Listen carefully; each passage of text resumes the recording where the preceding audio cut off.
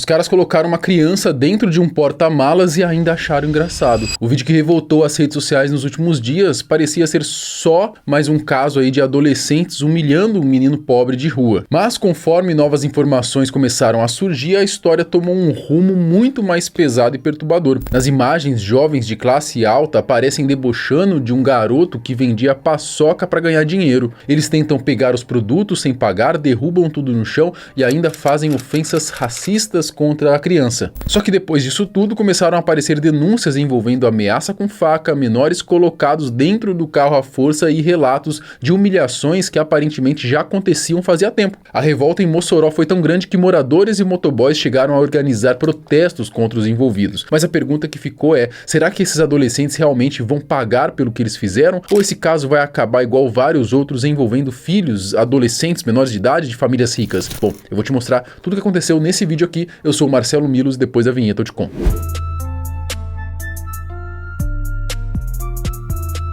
Um vídeo que começou a viralizar com mais força nessa última terça-feira acabou revoltando muita gente, principalmente os moradores de Mossoró, cidade do interior do Rio Grande do Norte, onde toda a situação aconteceu. As imagens mostram um grupo de adolescentes aparentemente de classe média alta dentro de um carro se aproximando de um menino que estava trabalhando na rua vendendo paçoca de forma humilde. Em determinado momento, um dos jovens finge que vai comprar o produto da criança. Até aí já dava para estranhar algumas coisas, né? Até porque quem estava dirigindo parecia ser só um adolescente. Mas o pior veio logo depois, né? O playboyzinho ele tenta pegar as paçocas do pote sem pagar absolutamente nada, como se estivesse, sei lá, tentando roubar mesmo do garoto. Na confusão, várias delas acabam caindo no chão da rua e, para piorar, a situação fica ainda mais revoltante. Durante toda a ação, né? Os jovens também fizeram ofensas raciais contra a vítima. Vamos gravar aqui ele comprando.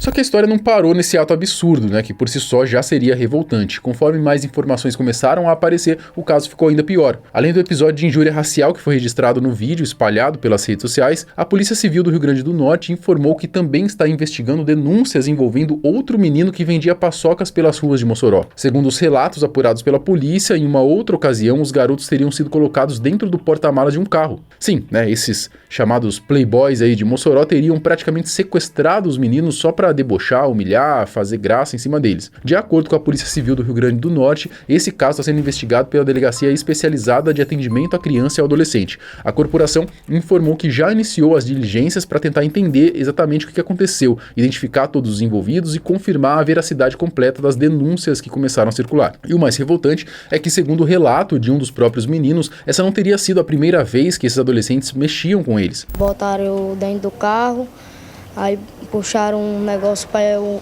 entrar para dentro do carro, entendeu?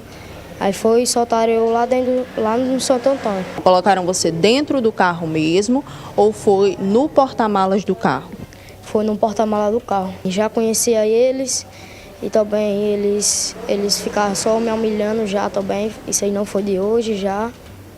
E o que eles costumavam falar para você? Eles ficavam me humilhando, dizendo que eu não tinha dinheiro para comprar sanduíche, isso e aquilo. Num depoimento posterior, aparentemente um outro menino revelou que também sofreu nas mãos desses moleques. Segundo o relato, os jovens teriam colocado ele dentro do porta-mala do carro sob ameaça de uma faca, ficaram rodando a cidade antes de largarem um garoto depois. Pelo jeito, né, era meio que uma rotina aí desses playboyzinhos aí ficar fazendo esse tipo de arruaça, esse tipo de coisas aí com esses meninos que trabalhavam aí vendendo aí pelas ruas. Os boys derrubaram as minhas paçocas do neguinho, né? Aí eles voltaram, botou nós dentro da mala, ficou andando com nós dentro do carro. Aí entrou com nós dentro do condomínio, aí disse, aí quem nós pegamos aqui, esse neguinho aqui. Aí foi, ele puxou a faca pra nós, aí o neguinho ficou começando a chorar, eles quebraram meu celular. Ele foi e eu vim ajeitar hoje.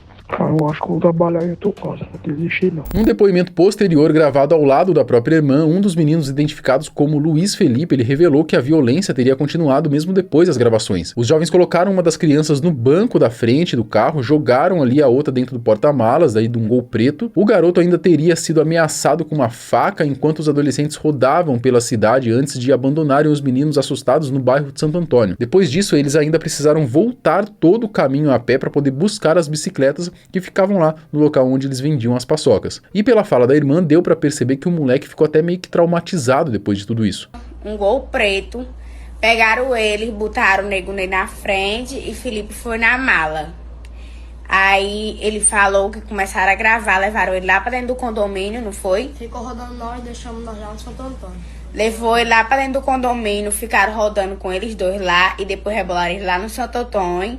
E eles teve que vir a pé do Santo Antônio pro sinal, porque as bicicletas deles estavam lá. Aí eles pegaram a bicicleta e vieram pra casa. Aí, outra coisa também, que Felipe não chegou em casa falando nada disso. Ontem todo mundo aqui em casa percebeu que ele tava meio estranho e ele era só se escondendo. Como eu comentei lá no início, a divulgação dessas imagens acabou gerando uma enorme revolta na comunidade de Mossoró. A repercussão do caso foi tão grande que grupos de moradores e motoboys chegaram a organizar um protesto, junto aí de um buzinaço, né, em frente ao condomínio onde mora aí um dos jovens apontado como agressor. O objetivo desde o início foi a gente obter justiça pela vida daquele rapazinho, né, que é uma minoria, né, nesse mundo que a gente vive, onde o dinheiro é sempre mais importante. A gente se revoltou, a gente ficou muito indignado, porque assim, de certa forma a gente sempre está na rua ajudando essa minoria, né? Me deixou totalmente impotente, porque não tinha nenhum de nós lá que pudesse ajudar aquela criança naquela situação de vulnerabilidade. Com toda a repercussão dessa história, apesar desse lado horrível de percebermos que existem pessoas iguais a esses adolescentes, também é bom ver que ainda existe gente disposta a ajudar os dois meninos aí que acabaram sendo vítimas deles. Campanhas nas redes sociais e até mobilizações presenciais começaram a ser organizadas por moradores da região, justamente para tentar ajudar financeiramente as duas crianças e dar um apoio aí para que as famílias, depois disso tudo, consigam se estabelecer, né, consigam até um apoio psicológico aí, porque essas crianças sofreram, né? Todo mundo sabe, né, o que aconteceu na cidade de Mossoró. Sábado eu estou convidando a população de Mossoró a passar lá na João da Escócia, lá no McDonald's. Eles não vão trabalhar não, mas a população do Belo Horizonte vai estar lá vendendo as paçocas para eles.